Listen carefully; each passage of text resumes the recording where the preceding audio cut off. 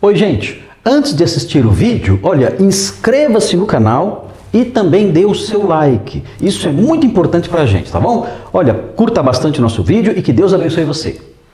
Deixa a sua Bíblia aberta em 1 Coríntios 14, para podermos entender o dom de línguas e interpretação, que poderiam acontecer separadamente. Pela narrativa de 1 Coríntios 14, nós podemos entender que esse dom poderia acontecer naquela época sem separadamente, né? Uma pessoa tem um dom de línguas, outro tem um dom de interpretação, ou poderia acontecer concomitantemente também. O apóstolo Paulo fala que aquele que fala em línguas ore também para que possa interpretar. Ele fala isso no capítulo 14. Então, existia uma pessoa que tinha um dom de línguas e interpretava? Tinha. Mas, nós falamos nós definimos o que é o dom de línguas na semana passada. Se você não veio, assista lá. O pastor Thomas colocou no canal da nossa igreja, acho que é a parte 5 desse estudo sobre os dons. E nós já definimos o que é esse dom à luz de Atos 2 e de 1 Coríntios 14, que mostra que não é nada de labachúrias e charamanaias e nébias cantas. Viu, Abadio? Desculpa aí te decepcionar, você que é um fluente e intérprete, inclusive, aí, das línguas charamanaias, desculpa dizer, mas eram idiomas que as pessoas falavam naquela época, e era necessário, tinha necessidade. Qual era a necessidade daquela época? Existia uma necessidade da evangelização, porque as pessoas, Jesus acabara de falar para os discípulos, vão por todo mundo e preguem o evangelho. Falou isso para os pescadores que nunca tinham pisado na escola, nunca foram tem escola de inglês hoje? O que é escola de inglês? Numa cultura inglesa, numa cultura estrangeira, nunca pisaram numa escola para saberem as línguas diversas. E isso se manifestou primeiramente ali em Atos 2, com esse objetivo de expansão do Evangelho. Contudo, existe um objetivo primordial, mais objetivo do dom de línguas. As pessoas acham, era para os apóstolos, discípulos evangelizarem. Na verdade, quando nós olhamos para esse objetivo que eu vou falar hoje, que está em 1 Coríntios 14, que está lá em 1 Coríntios 14, nós descobrimos que o dom de línguas era para os descrentes, para os incrédulos. Pastor Isaac, onde está isso no texto? É uma parte que o pessoal da glossolalia aí esquece, parece que apagou da Bíblia e esquece dessa citação que existe no texto de 1 Coríntios 14. Se você abrir a sua Bíblia lá, João pode abrir lá também, 1 Coríntios 14, os versículos 21 e 22. Versículos 21 e 22 de 1 Coríntios 14. Tem uma citação aí. Tem uma citação e nós vamos entender essa citação, de onde ela vem, para onde ela vai, o que ela quer dizer. Vamos entender essa citação. Ele ainda não mudou o contexto é Lembra que ele quer fazer o quê? Ele quer apresentar um dom melhor do que o outro. O dom de profecias é melhor que o dom de línguas. Ele quer mostrar essa equivalência, o dom de profecias como melhor que o dom de línguas. E explicando, além disso, explicando ali como deveria ser o culto e o que é o dom de línguas, enfim. Vejam aí, abriu aí, João? Vejam aí, versículos 21. Versículo 21 diz assim, 1 Coríntios 14. Na lei está escrito, falarei a este povo por homens de outras línguas. Outras línguas aqui é línguas estranhas, tá? É a mesma coisa. O pessoal utiliza línguas estranhas para dar aquele sentido que eles querem. O pessoal que defende a glossolalia, o Charamanayas, ele utiliza línguas estranhas. É estranho a quem fala, porque não sabe falar. Essa é a ideia. Não invente, não adianta. São outras línguas, a tradução é a mesma, admite, e o sentido é o mesmo. São línguas estranhas a quem? A quem fala. Outras línguas que não a sua. Simples assim, não adianta criar teologia, criar uma denominação inteira em cima de uma expressãozinha. Ninguém faz teologia desse jeito. Não ser teologia errada.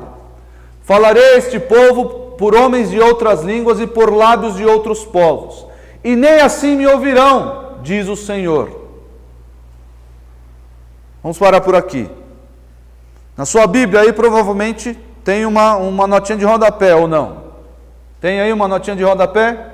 Onde está essa é uma citação de um texto do Antigo Testamento. Isso é uma citação direta de um texto do Antigo Testamento. Esse texto está em Isaías 28. Isaías 28. Vamos entender agora Isaías 28. Vá lá, abra sua Bíblia em Isaías 28, vamos entender essa citação. Vamos entender o contexto. Quem pode fazer isso? Quem tem autoridade para pegar, esse texto aqui, eu vou explicar agora esse texto. O apóstolo tem autoridade, a própria Bíblia tem autoridade. Tem um texto do Antigo Testamento, eu vou agora aplicá-lo aqui e vou explicar ele aqui. Então nós vamos entender primeiro lá, para depois entender o modo como ele afirma ali no versículo 22. Vá lá para Isaías 28. Vamos ver qual é o contexto, de onde ele tirou isso. Veja aí, Isaías 28. O texto que ele cita são o versículo 11, né? Mas nós vamos ler todo o capítulo, pelo menos até o versículo 12, para poder entender melhor. Olha só. A partir do versículo 7.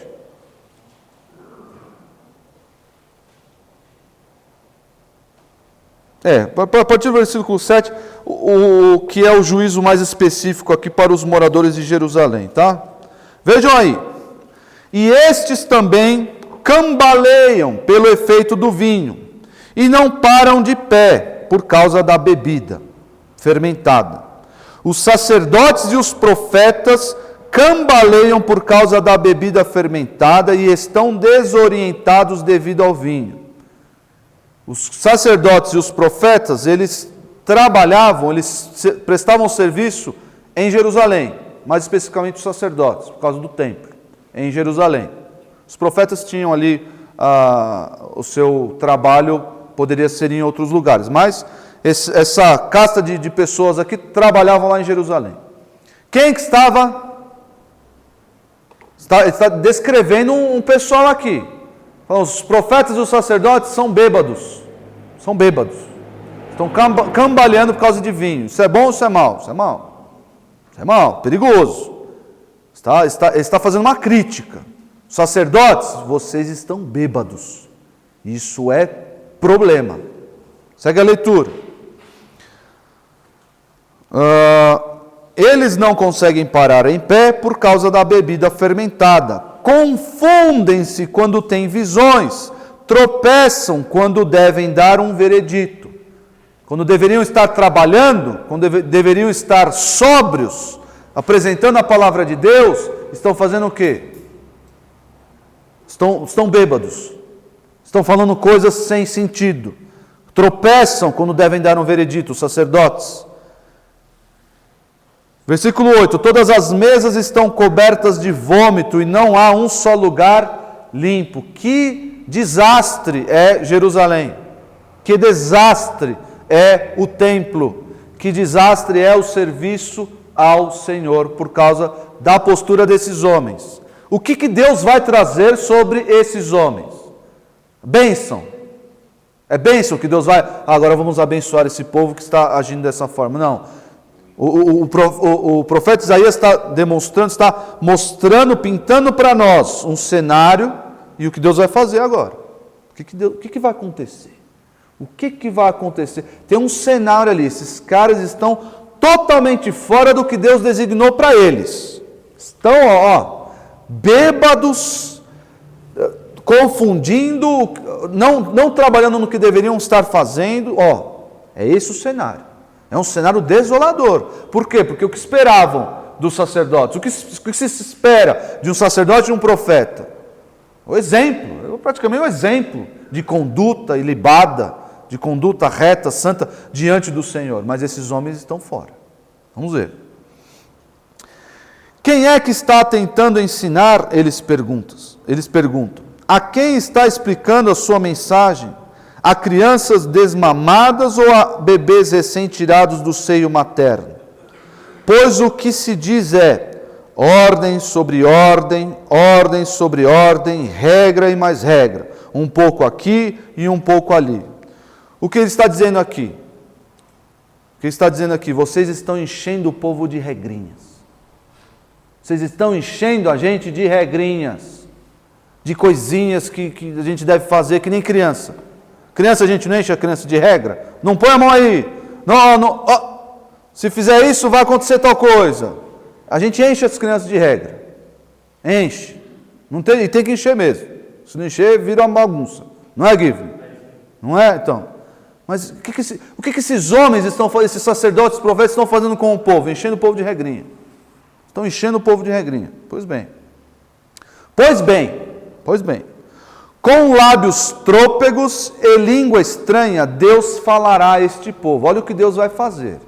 Olha o que Deus vai fazer agora. Com lábios trôpegos e língua estranha, Deus falará a este povo. Ao qual dissera, este é o lugar de descanso. Deixem descansar o exausto. Este é o lugar de repouso.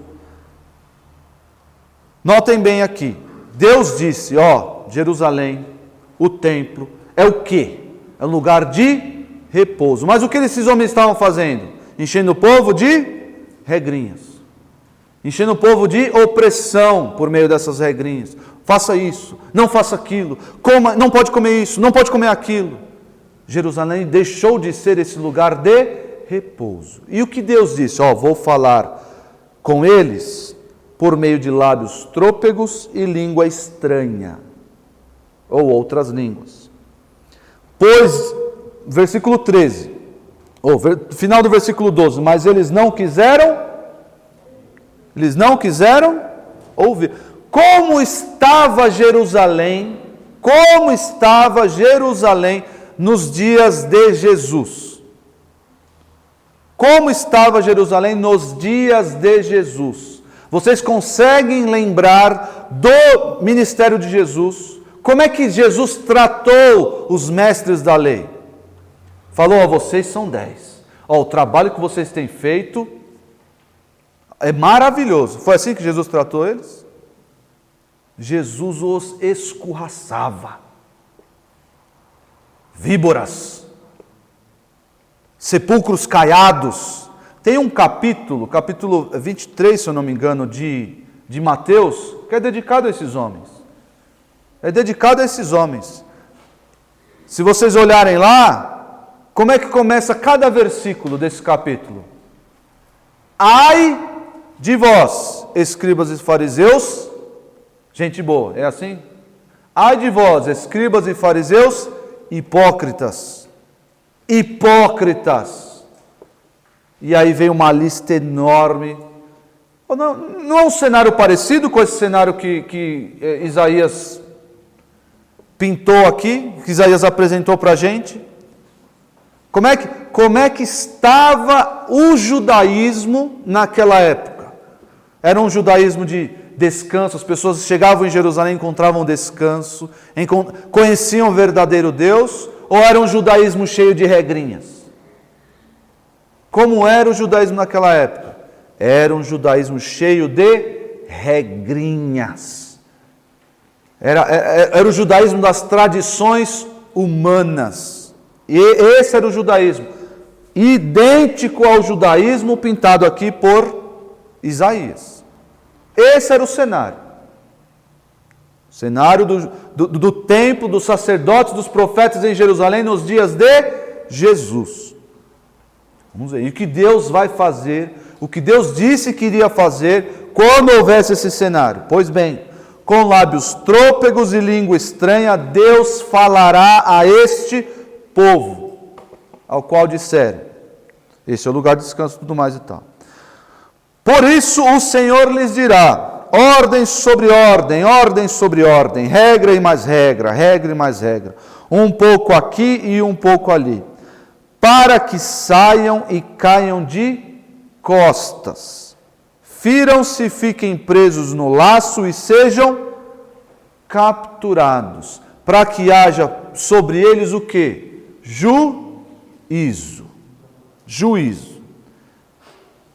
Deu para entender esse pedaço aqui? Se você não entender esse pedaço, você não vai entender 1 Coríntios 14. Alguém tem alguma dúvida? Que Isaías apresentou um cenário em que os sacerdotes estavam ali, alheios à sua função e criadores de regrinhas. Certo? Nesse momento, Deus vai falar a esse povo por meio de línguas estranhas, de línguas estrangeiras. E vai fazer o quê? Para que saiam... Versículo 12, mas eles não quiseram ouvir. Eles não quiseram ouvir. Esses, apegados às regrinhas, bêbados, eles não quiseram ouvir o Senhor falando por meio de outras línguas. Não quiseram ouvir. E aí o que o Senhor vai fazer no versículo 13? Para que saiam, caiam de costas, firam-se, fiquem presos no laço e sejam capturados. Não quiseram ouvir, e não ouvindo, Deus os puniu. Deus trouxe juízo. Deus os matou. Deus acabou com esse judaísmo. Essa é a ideia, acabou. Deus acabou com esse judaísmo de regrinhas e de sacerdotes e profetas bêbados, alheios à sua função. Deus acabou. Juízo. Entenderam? Aí ele fala de Jerusalém, né? Portanto, versículo 14, ouçam a palavra do Senhor, zombadores, vocês que dominam este povo em Jerusalém. Vocês se vangloriam dizendo, fizemos um pacto com a morte, com a sepultura fizemos um acordo. Quando vier a calamidade destruidora, não nos atingirá. O povo ainda batia no peito, ó, aqui não vai chegar nada. Aqui é figura de linguagem, tá, gente? Eu vou achar que na Bíblia tem pacto com a morte. Não, isso é figura de linguagem, para mostrar que esses homens estavam muito autoconfiantes, achando que não iriam morrer por causa da sua postura, porque eram homens ilibados, por causa desse monte de regrinha que os protegia. Olha só, pois da mentira fizemos o nosso refúgio e na falsidade temos o nosso esconderijo. Por isso, diz o soberano Senhor, eis que ponho em Sião uma pedra já experimentada, uma preciosa pedra angular para alicerce seguro. Aquele que confia jamais será abalado. Que pedra é essa? Que pedra é essa? Alguém sabe que pedra é essa? Não vai falar que é Pedro, hein? Que pedra é essa que quem confia jamais será abalado? Cristo. Farei do juízo a linha de medir, e da justiça o fio de prumo. O granizo varrerá o seu falso refúgio, e as águas inundarão o seu abrigo.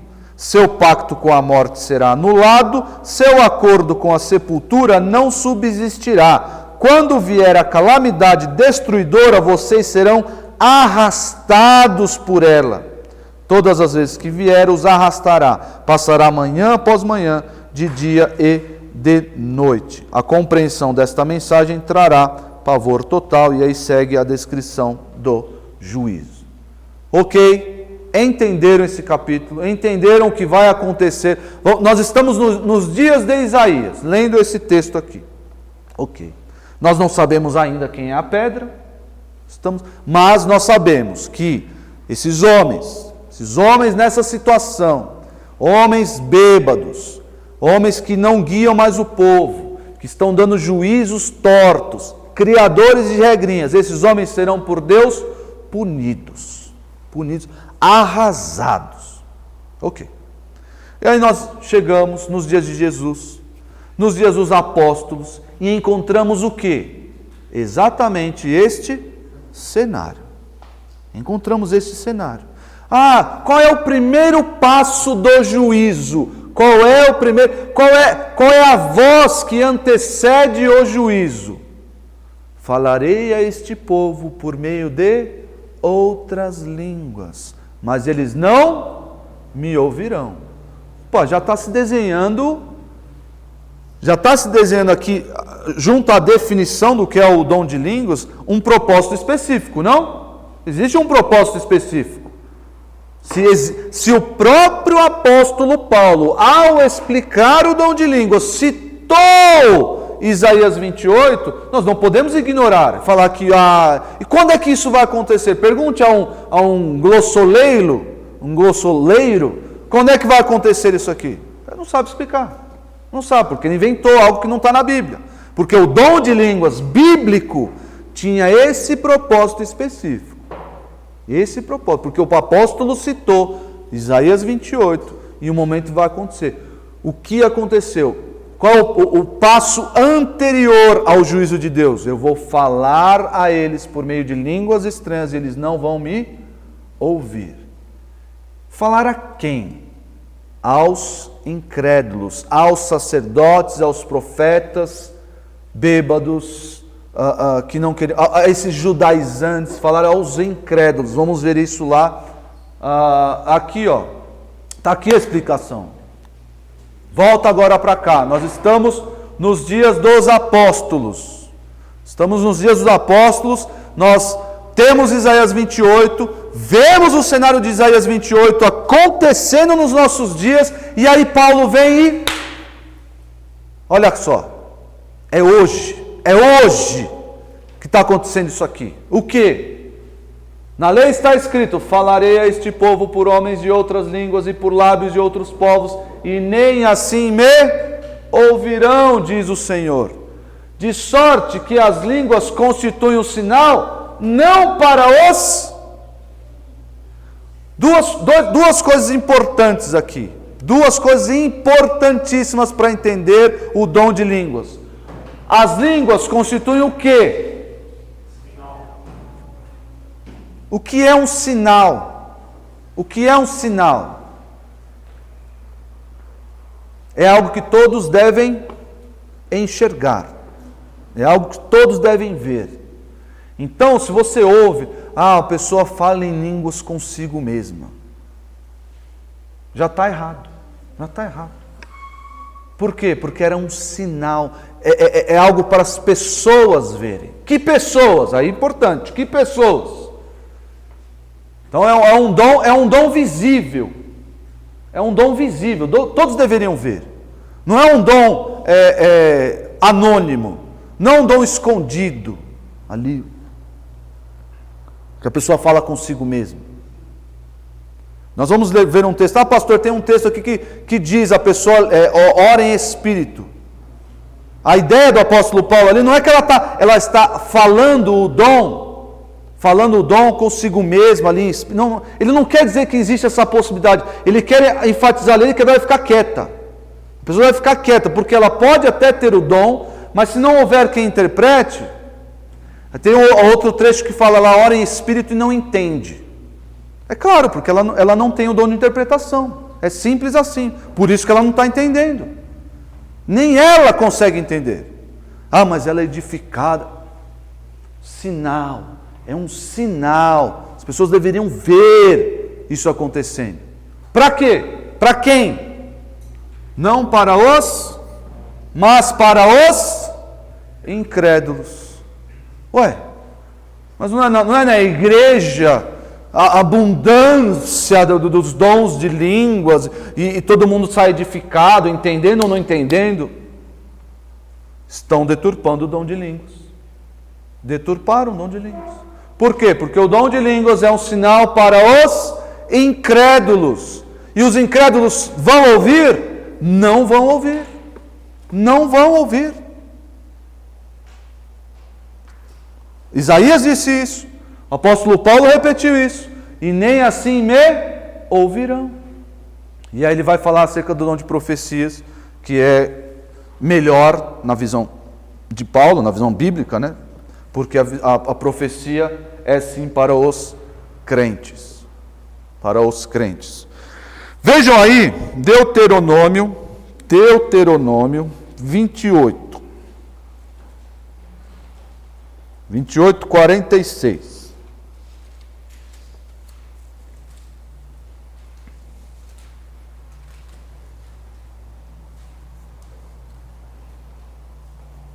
Deuteronômio 28, 46.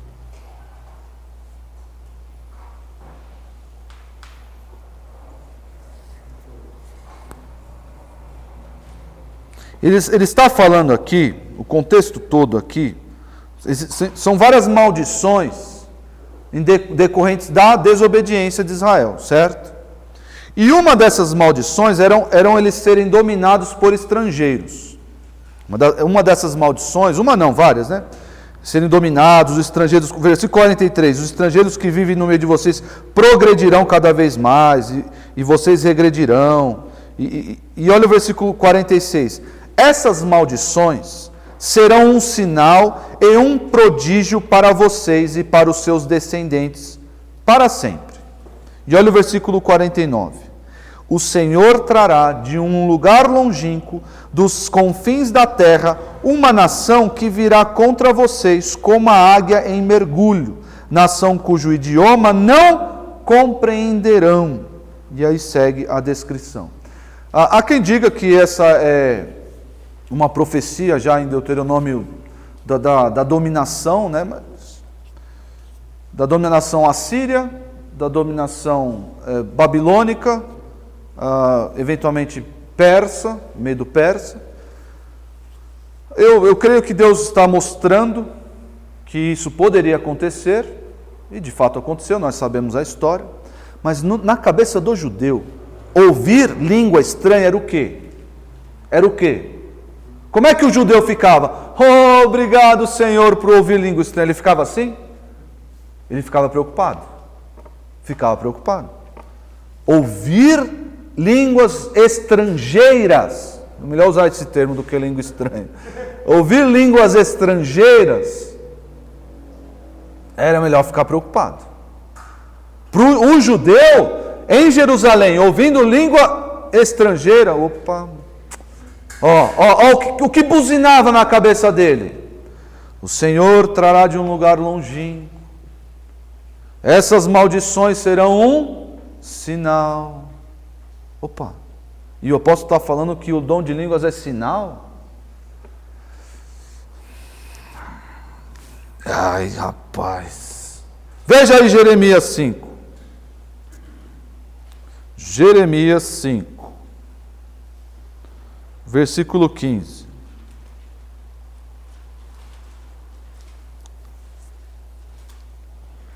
Ó comunidade de Israel, declara o Senhor, estou trazendo de longe uma nação para atacá-la, uma nação muito antiga e invencível, uma nação cuja língua você não conhece e cuja fala você não entende.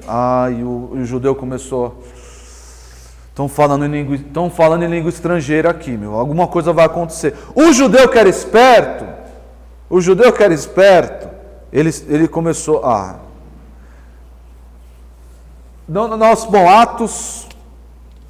Atos, o evento de Atos aconteceu aí aproximadamente no ano 35.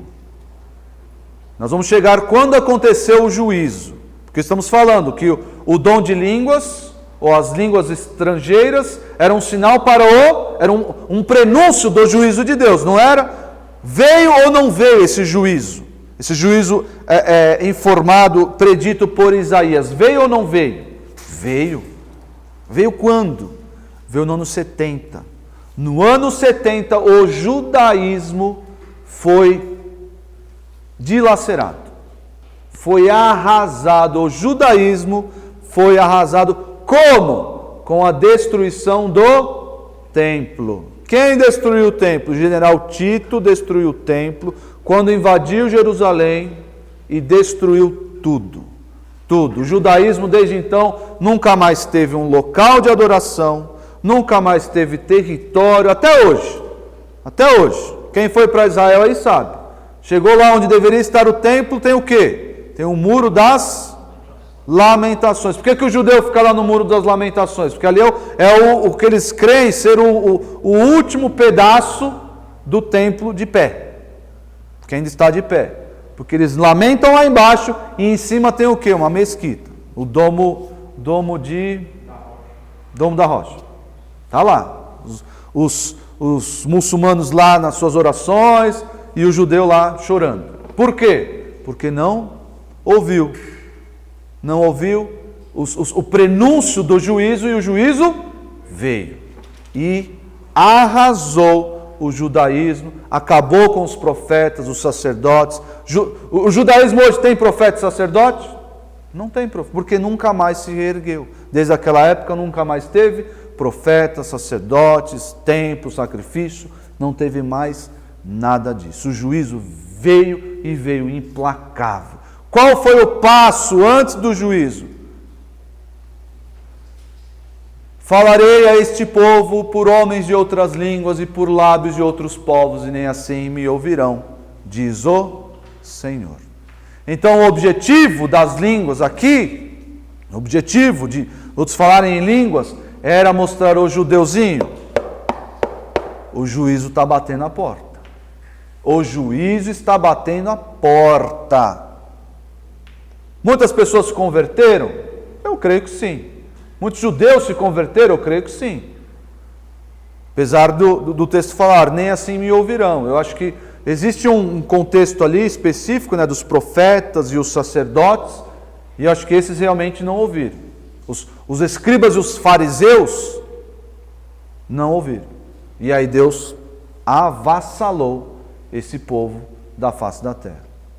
Pastor, é interessante notar que Isaías traça o perfil desses homens como beberrões, embriagados, e na primeira manifestação em Atos, quando eles veem as línguas estranhas, eles falam, estão bêbados.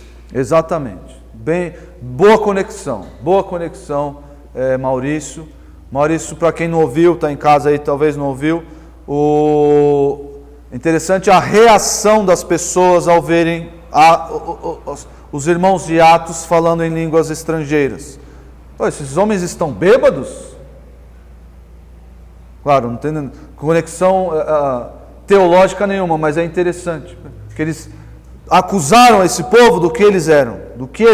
Eles eram bêbados, à luz do texto de Isaías. Estão falando coisa que ninguém entende.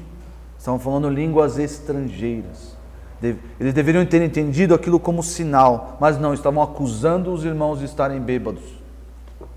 E nem assim me ouvirão. E veio o juízo e acabou com o judaísmo. Entenderam isso? Entenderam? Tem um texto aqui de Mateus 23, 37, 39.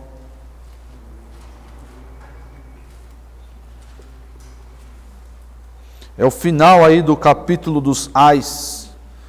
Ai de vocês, mestres da lei, fariseus hipócritas. Versículo 37 de Mateus 23. Jerusalém, Jerusalém. Aqui Jerusalém é um clamor a quem? A cidade de Jerusalém? Não.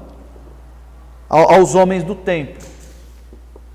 Você que mata os profetas e apedreja os que lhes são enviados. Quantas vezes eu quis reunir os seus filhos, como a galinha reúne os seus pintinhos debaixo das suas asas, mas vocês não quiseram. Eis que a casa de vocês ficará deserta, pois eu lhes digo que vocês não me verão mais até que digam: bendito é o que vem em nome do Senhor. O Senhor Jesus terminando, reafirmando o juízo que viria sobre Jerusalém, sobre o templo, sobre o judaísmo, reafirmando, e aí terminando com uma esperança, que um dia Israel vai dizer: bendito é o que vem em nome do Senhor. Isso um dia ainda vai acontecer. Compreenderam isso? Está claro não fiquem com dúvidas acerca disso, porque isso, em outros tempos, nós passaríamos por isso assim. O dom de línguas realmente passou, mas hoje nós vivemos numa época, num momento em que o dom de línguas é torcido, é utilizado por pessoas, por falsos mestres, para escravizar as pessoas, para categorizar os crentes. Olha, é uma bagunça total. E se nós compreendermos isso, e estivermos aptos a ensinar, a tirar as pessoas da ignorância, essa é uma função de todo crente. Levar o conhecimento, tirar as pessoas das garras, das correntes que esses homens maus prenderam as pessoas, os crentes, nesse meio que nós vivemos. Tá bom? Entenderam? Sinal de juízo contra Israel por ter rejeitado a mensagem de Deus. Que mensagem de Deus que era essa? O seu próprio Filho. E por fim, volte lá para 1 Coríntios 14, nós definimos lá, falando que a habilidade de falar um idioma humano jamais aprendido. Atos 5, ou Atos 2. E agora aprendemos que o dom de línguas era um sinal, constituía um sinal de juízo contra Israel por ter rejeitado a mensagem de Deus, fazendo essa conexão entre Isaías 28, que Paulo cita lá em 1 Coríntios 14, e agora vamos ver como ele deveria ser exercido dentro da igreja. Como o dom de línguas deveria ser exercido, que é mais um argumento contra o que fazem hoje em dia. Mais um argumento que fazem hoje em dia. Hoje em dia é uma bagunça. As pessoas se degladiam no culto para falarem coisas ininteligíveis, que não é dom de línguas, não é nada disso. As pessoas querem o quê? Aparecer. Querem aparecer. Vejam aí. 1 Coríntios 14, o versículo 5 já começa falando. Versículo 5. Gostaria que todos vocês falassem línguas, mas prefiro que profetizem. Quem profetiza é maior do que aquele que fala em línguas, a não ser que as interprete, para que a igreja seja edificada. O apóstolo Paulo fala acerca da edificação da igreja pelo menos mais 4 vezes, ao longo de todo o capítulo. Então nós temos um critério específico aqui: edificação da igreja. Porque aquele que falava, olha só, a língua, o dom de línguas, constituía sinal de juízo para os israelitas, certo? Mas a interpretação do dom de línguas fazia o quê? A interpretação edificava a igreja. Por quê? Se eu falo algo em inglês aqui, falo em algo em inglês, sei lá, em inglês não, em finlandês. Ninguém aqui fala finlandês, né? Não, né? Então, se eu falar algo em finlandês aqui, ninguém vai entender. Mas, se eu estivesse naquela época, o judeu ia ouvir, estão falando em língua estrangeira. É juízo, está vindo o juízo. Mas se o que eu falei for interpretado para o português, for interpretado hoje para o português, vocês vão entender, não vão? O que eu falei. Entendendo, vocês serão edificados. Edificados. Era isso. É isso. Entenderam essa distinção? Entenderam? Então por isso que ele fala aqui, a não ser que as interprete, para que a igreja seja edificada. O dom de línguas era sinal de juízo, e a interpretação do que fora dito servia de edificação para a igreja. Olha só o versículo 13. Eu já mencionei ele para vocês. Por isso, quem fala em uma língua, ore para que a possa interpretar. Porque esse é o critério nesse capítulo e na ordem do culto na igreja. Tem que ter edificação da igreja. Olha só, o versículo 14 que eu mencionei para vocês. Pois se ora em uma língua, meu espírito ora, mas a minha mente fica infrutífera. Que história é essa? Meu espírito ora. O que ele está dizendo aqui é que eu falo em língua, mas eu não entendo. Eu não entendo. Minha mente fica infrutífera, eu não entendo. Eu não consigo entender, não consigo compreender. Por quê? Porque eu estou falando em línguas estrangeiras. Por isso que eu precisava orar para interpretar, porque até eu mesmo vou entender. Até eu mesmo entenderia. Mas isso, gente, num contexto próprio da igreja passada própria, com esses dois objetivos. A edificação da igreja e o sinal de juízo aos judeus. Esses dois objetivos próprios.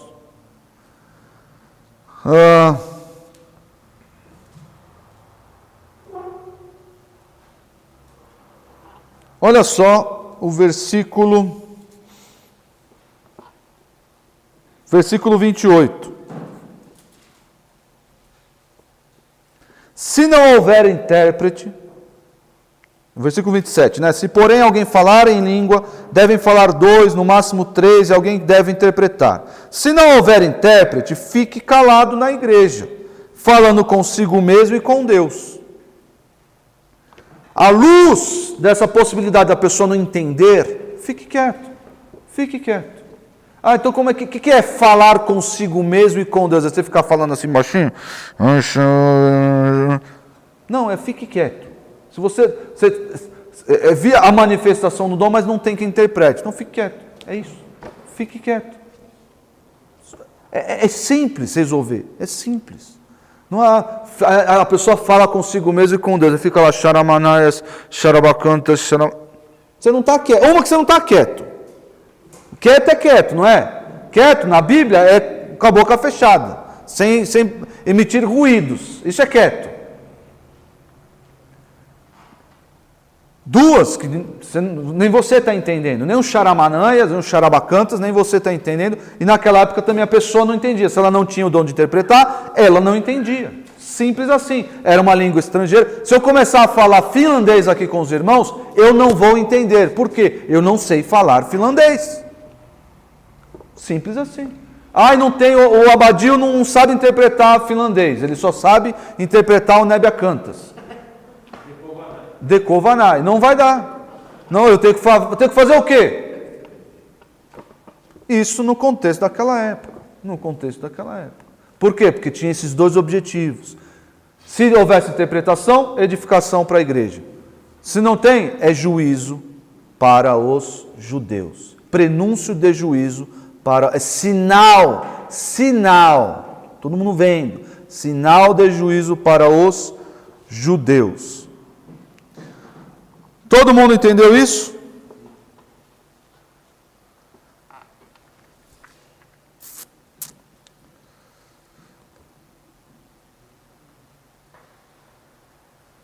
Olha aqui.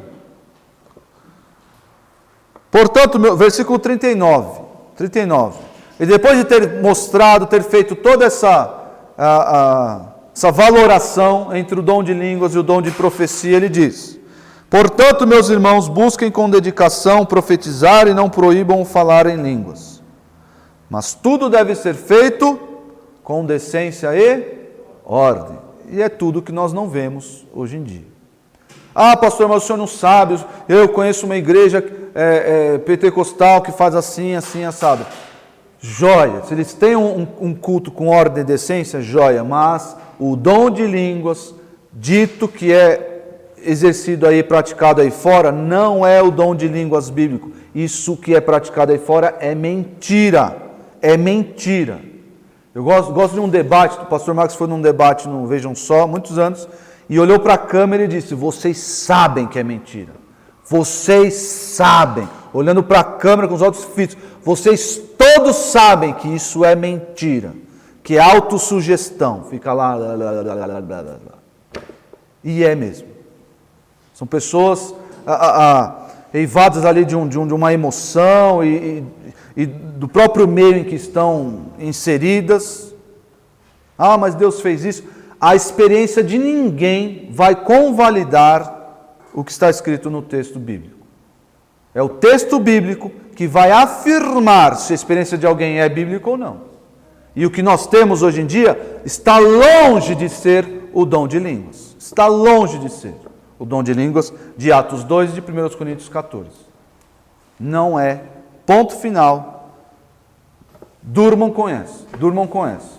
E nós devemos passar isso. Por quê? Como eu disse para vocês.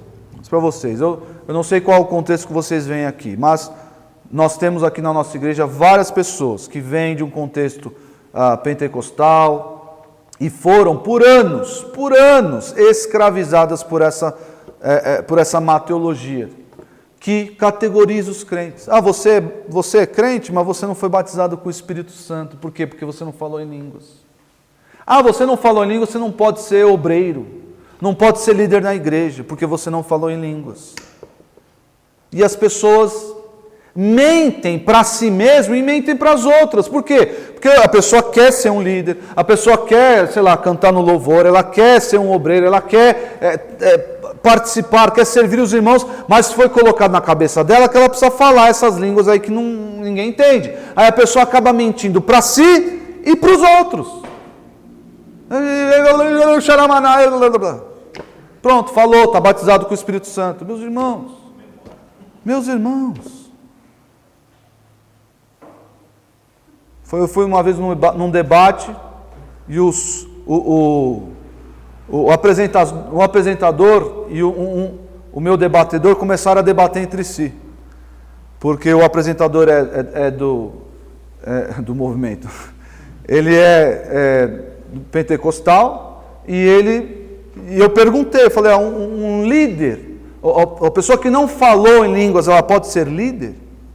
Porque em 1 Timóteo 3 e Tito 1, não tem nada escrito acerca de falar em línguas.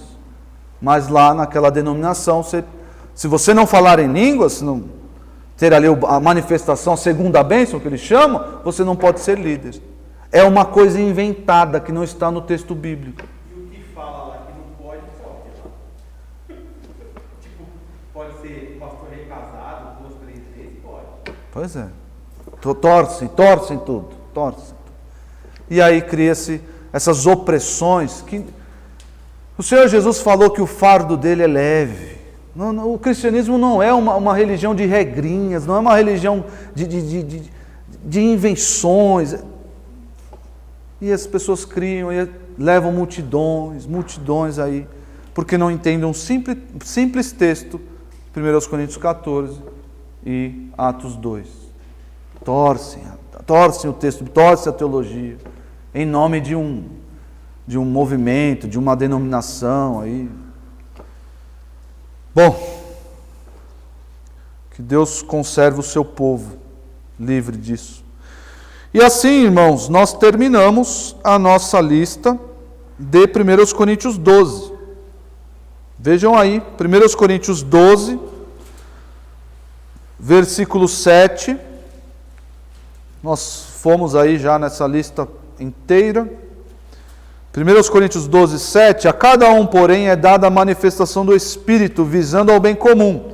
Pelo Espírito, a um é dada a palavra de sabedoria, a outro, pelo mesmo Espírito, a palavra de conhecimento, a outro, fé, pelo mesmo Espírito, a outro, dons de curar, pelo único Espírito, a outro, poder para operar milagres, a outro, profecia, a outro, discernimento de espíritos, a outro, variedade de línguas, e ainda a outro, interpretação de línguas.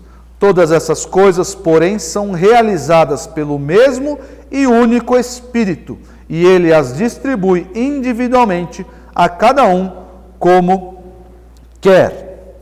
E aí eu disse para os irmãos, interessante, à luz desse versículo 11, que o Espírito distribui individualmente a cada um como quer, como o Espírito quer, nós harmonizamos isso ao versículo 31. Entretanto, busquem com dedicação os melhores dons. Quais são os melhores dons? Quem sabe responder quais são os melhores dons? Versículo 14, o versículo 1 do capítulo 14 diz: sigam o caminho do amor e busquem com dedicação os dons espirituais.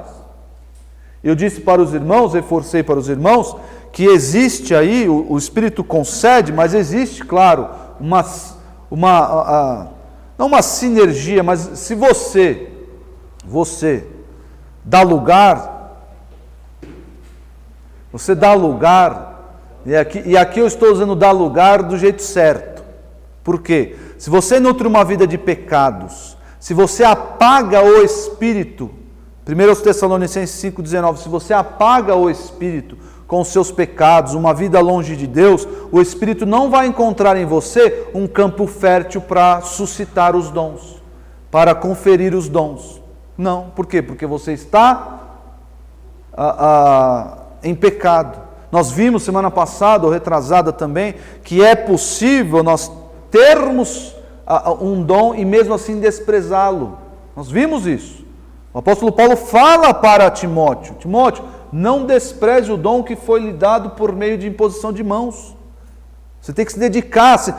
Foi dado a você o dom de ser pastor? Dedique-se. Então os irmãos, olhando aqui esses versículos, eu tenho que buscar. Eu tenho que dar o lugar correto. Como? Vivendo uma vida de santidade, amando os meus irmãos, servindo os meus irmãos, devotando o meu tempo, a minha vida à igreja, aos irmãos. É assim que eu faço florescer. O Espírito Santo vai encontrar um campo fértil em mim para que floresçam vários dons. Vários. E mesmo assim, sabendo que eu não tenho todos os dons, dependo de outros. Essa interdependência em 1 Coríntios 12 fica clara. Eu preciso dos irmãos. Eu preciso de outros irmãos. Por quê? Porque eu não vou ter tudo em mim mesmo. Eu não vou ter todas as capacidades em mim mesmo. Eu preciso do meu irmão. Por quê? Porque existe essa variedade de dons. Então não dá para ser crente em casa, sozinho em casa, assistindo pregações. Pode até ser essa pregação dos pastores aqui da igreja. Não dá. Você precisa conviver em igreja, como igreja. Precisa conviver. Para quê? Para exercitar os dons e para ser alvo do exercício dos dons de outros irmãos. Essa é a dinâmica da igreja. Se nós desprezamos isso, nós definhamos. E somos crentes doentes, não somos saudáveis. É isso que acontece quando nós desprezamos. Tá bom? Alguém tem alguma dúvida?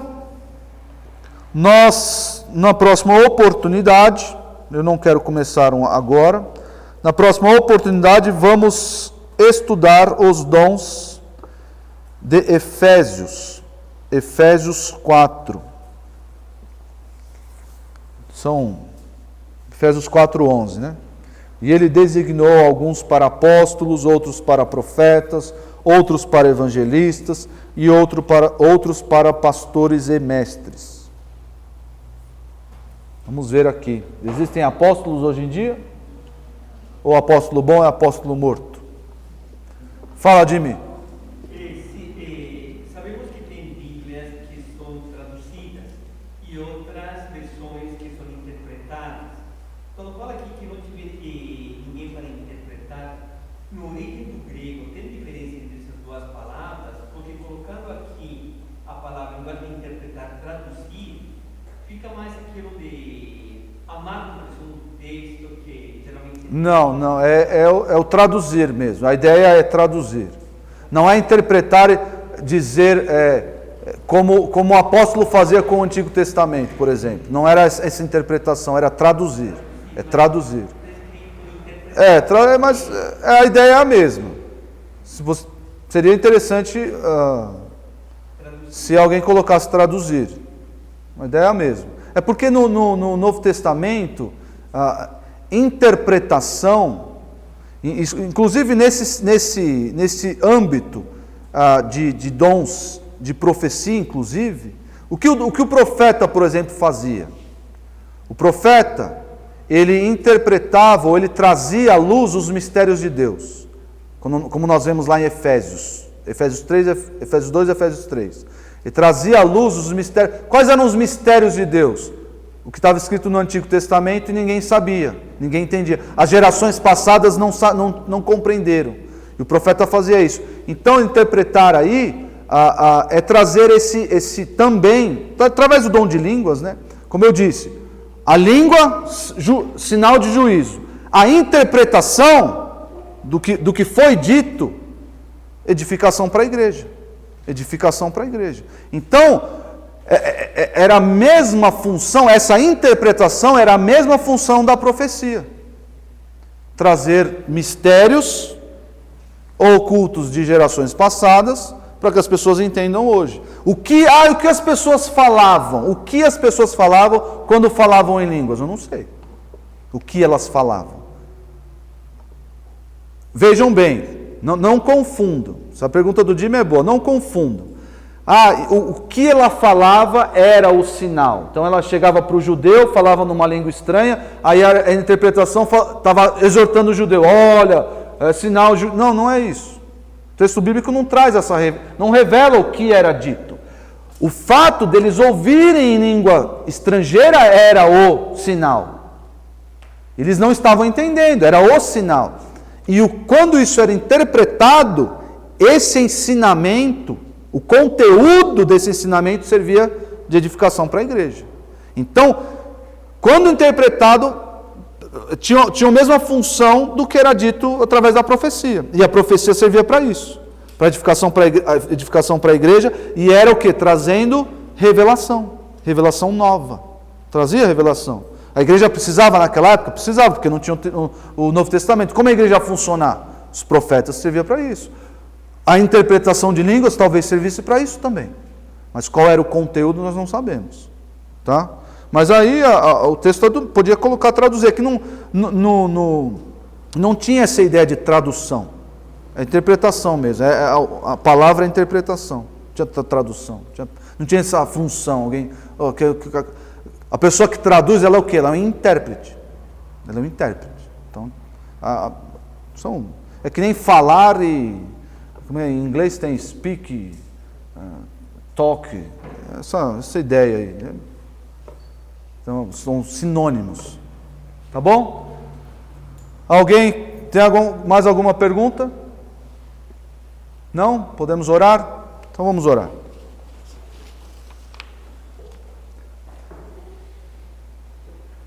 Senhor nosso Deus, muito obrigado, porque nós temos a revelação completa e suficiente para a nossa vida cristã, que é a Tua Palavra, consubstanciada nesses 66 livros. Obrigado a Deus.